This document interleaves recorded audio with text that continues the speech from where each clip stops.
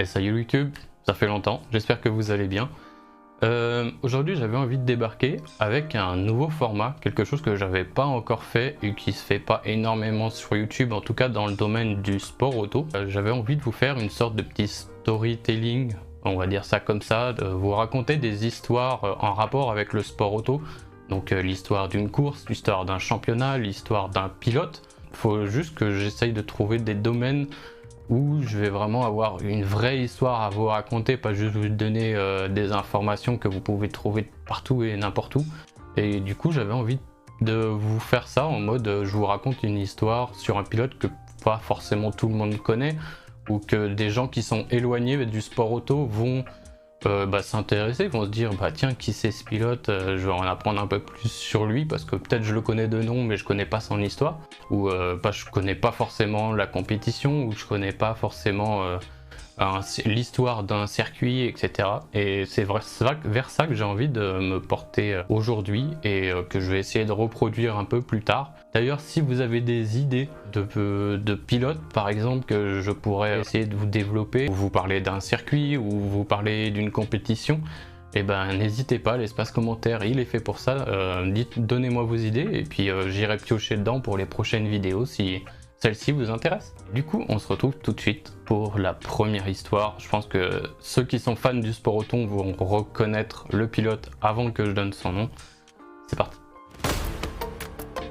Du coup, aujourd'hui, j'avais envie de vous parler pour moi d'un des plus grands pilotes de Formule 1 que les temps modernes ont pu connaître en tout cas. Il a couru de 71 à 79, après il a fait une petite pause pour d'autres projets que je vous parlerai un petit peu plus tard, et il a repris de 82 à 85. C'est un pilote qui gagnera 25 courses, remportera 3 fois le titre de champion du monde de la F1. Il a également passé une petite partie de sa carrière, comme je vous parlais avant, dans l'aviation, où il a créé sa propre compagnie. Mais je vous développerai ça un petit peu après. Et du coup, après ça, il est retourné dans le monde de la F1 et a regagné.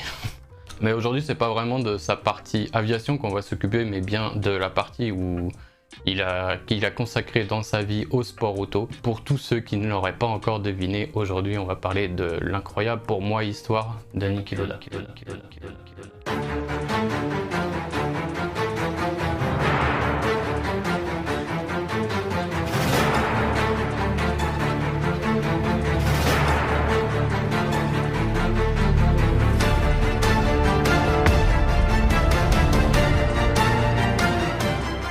Niki Lauda, pour ceux qui ne le savent pas, du coup, est issu d'une famille plutôt aisée de l'Autriche.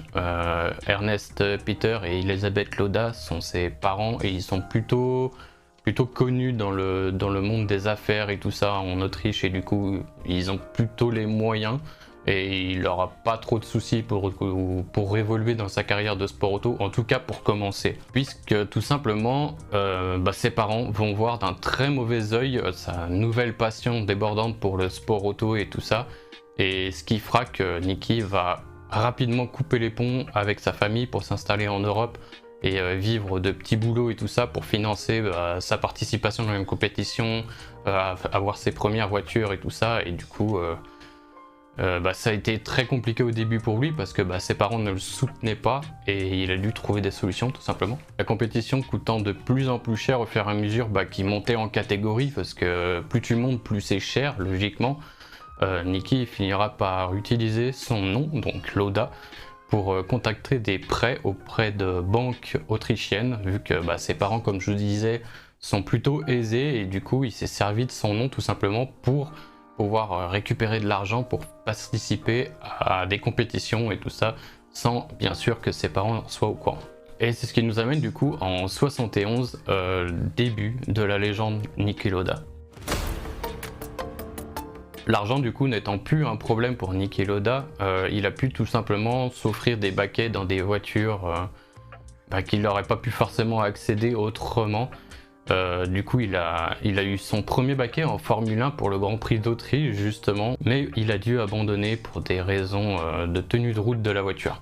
Ce qui nous amène directement à la saison 1972, où ça sera vraiment sa première saison complète entre guillemets, où il va pouvoir de nouveau, grâce à des grosses sommes d'argent, pouvoir s'offrir une place dans une écurie et partir partir tout simplement vraiment conquérir un peu le monde de la Formule 1. Le meilleur chrono qu'il aura pu faire cette année-là, ça sera en Afrique du Sud avec une 7ème place, ce qui est plutôt honorable quand tu commences en Formule. Et du coup, c'est en 73 qu'il commencera vraiment à changer de statut, puisqu'il ira quand même pointé à une 3ème place d'un Grand Prix à Monaco devant un certain monsieur Jackie X. Si vous voulez d'ailleurs une vidéo dédiée à Jackie X, eh ben, n'hésitez pas à le dire dans les commentaires. Il a aussi une histoire qui est incroyable, surtout par rapport à ce qu'il a fait pendant les 24 heures du Mans. Donc n'hésitez pas dans les commentaires. Et on revient tout de suite à Niki. Mais cette 3ème place qu'il a acquis justement devant Jackie X, il ne la gardera pas parce qu'il finira tout simplement par abandonner le Grand Prix. Mais c'est quand même une prestation qui le fera passer de pilote payant à pilote payé. Et ça, c'est autre chose, puisqu'il n'aura plus besoin de dépenser de l'argent pour pouvoir piloter des voitures. C'est vraiment à partir de ce moment-là où il va passer dans une écurie en étant un pilote qui est rémunéré pour faire ça. Malgré une réputation totalement à faire, en 1974, Niki se fait recruter par la célèbre écurie Ferrari, où il y avait tout simplement Jackie X à l'époque. Mais les observateurs sont plutôt dubitatifs sur Niki parce qu'il arrive comme ça, personne ne le connaît vraiment, il a fait 2-3 petits résultats par-ci par-là, mais rien d'exceptionnel. Du coup, tous ceux qui connaissent pas forcément le personnage se disent d'où il vient, qui c'est, qu'est-ce qu'il va faire, il va se planter, c'est sûr. Sauf que, sous l'impulsion de Niki Lauda, Ferrari va tout simplement se retrouver de nouveau au premier plan, tandis que Niki, lui, va tout simplement s'offrir le titre de plus jeune talent de sa génération, tout simplement. Les observateurs vont complètement changer son avis sur Niki Lauda. Il va passer de pilote que personne ne connaît à le mec, ok, il a du talent, il est là, il domine, quoi, il démonte tout le monde. Malheureusement, des défaillances techniques et des erreurs de pilotage, puisqu'on rappelle il est encore amateur, le feront quand même terminer à une 4ème place ce championnat-là, et du coup ce qui est déjà pas trop mal. Niki Lauda a actuellement 26 ans, on est en 75, et il va enfin remporter son premier titre de champion du monde. Cette année-là, c'est tout simplement un carton plein. Niki Lauda démonte tout, il fait 9 pole positions, il a une Ferrari incroyable parce que c'était la 312T. Pour ceux qui connaissent la voiture, elle bombardait. Il a 5 victoires en course, 9 pole positions, un monstre, il détruit tout cette année-là.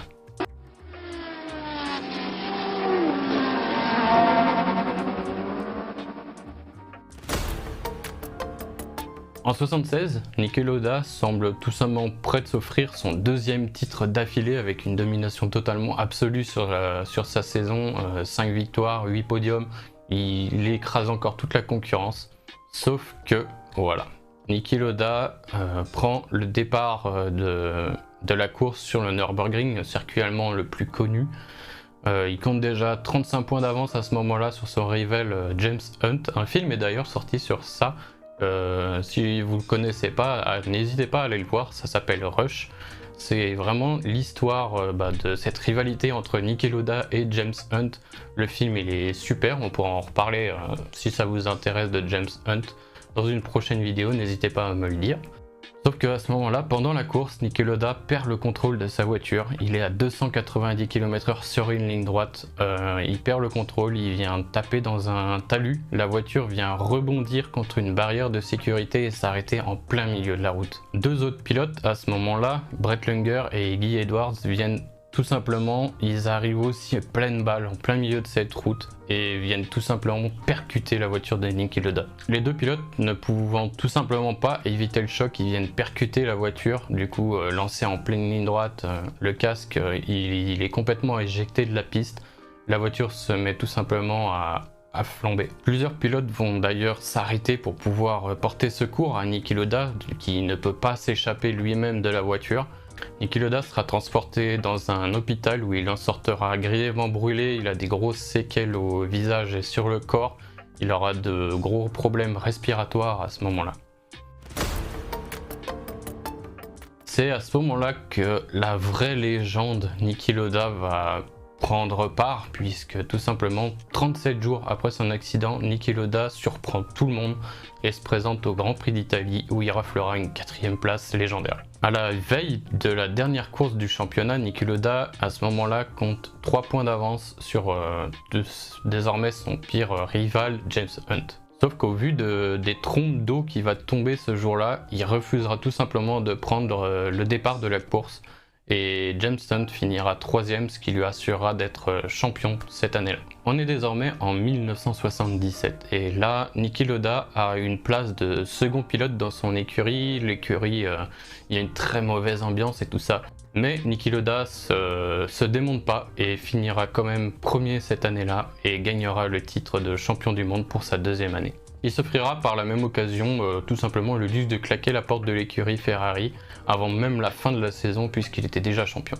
Les 2 prochaines années seront pas aussi fastes pour Niki Lauda parce que 78-79 il a signé chez Alfa Romeo et malgré 2 victoires en course il sera pas en mesure de conserver son titre et finit même 4ème en 78 et 19ème en 79. Et du coup c'est là qu'avant la dernière manche du championnat en 79 il annonce mettre fin à sa carrière et arrêter ici avant la fin de la saison.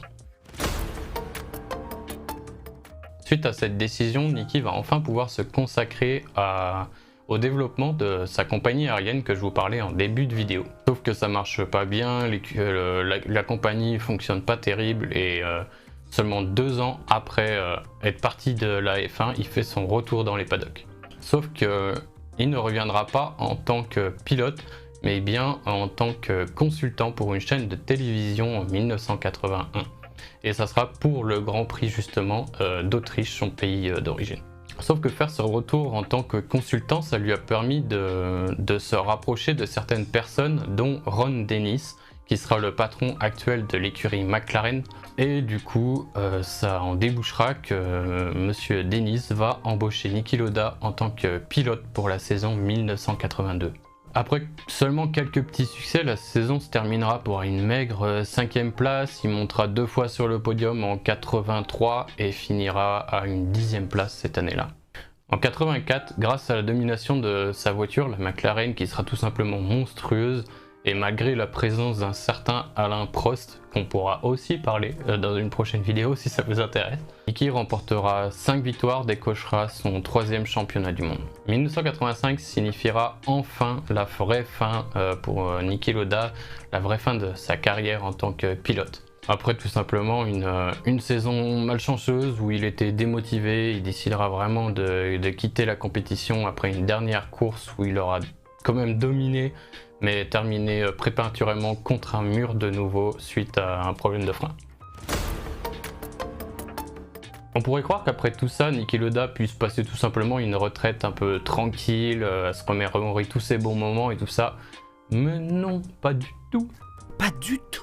Il sera régulièrement présent quand même sur les circuits, devenant d'abord consultant pour la même Ferrari qu'il avait claqué la porte il y a quelques années en avant. Après avoir créé puis revendu sa première compagnie d'aviation, Niki prendra les commandes de l'écurie Jaguar Racing, qui fera pas forcément long feu non plus dans la Formule 1 vu leurs maigres résultats. Et du coup Niki se fera tout simplement remercier par les dirigeants de l'écurie. Et du coup, Niki Lauda se relance dans l'aviation, il retente sa chance en créant de nouveau une nouvelle compagnie, Fly Niki. Il revendra ses parts d'ailleurs dans la boîte un petit peu plus tard à Air Berlin. Voilà, c'est une compagnie qui marchait assez bien et du coup il en a profité pour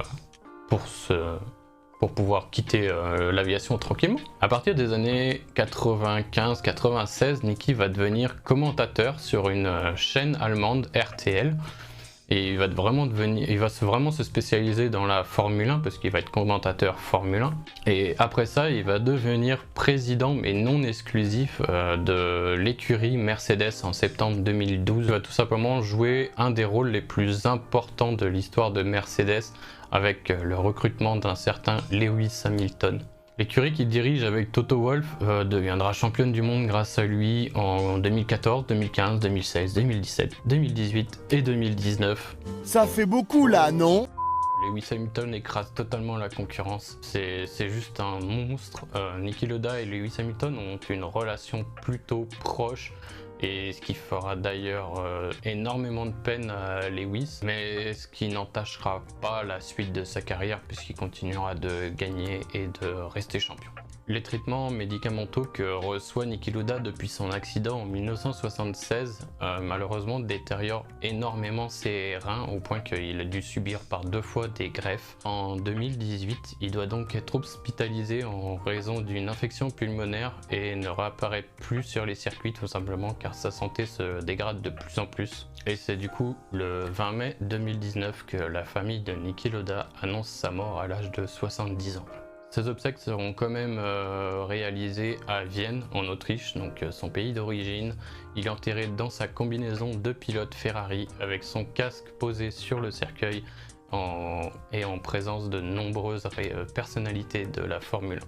J'espère que du coup cette histoire sur Niki Lauda vous aura plu, que ça vous aura permis d'en connaître un petit peu plus sur ce pilote. J'en ai énormément appris aussi en préparant cette vidéo. Comme je disais en début de vidéo, s'il y a des pilotes qui vous plaisent, s'il y a des circuits, des histoires que vous aimeriez que je vous raconte après celle-ci, si celle-ci vous a plu, et ben n'hésitez pas à me le dire dans les commentaires. Un petit like sur la vidéo aussi, ça fait super plaisir. N'hésitez pas à vous abonner si vous appréciez le contenu. On va essayer de le diversifier encore plus dans les mois, années à venir. Je vous remercie d'avoir été présent, d'avoir suivi cette vidéo pour ceux qui l'auront regardée en entière. Ça fait super plaisir, merci à vous. Passez tous une très bonne journée. À la prochaine, c'était Benzol.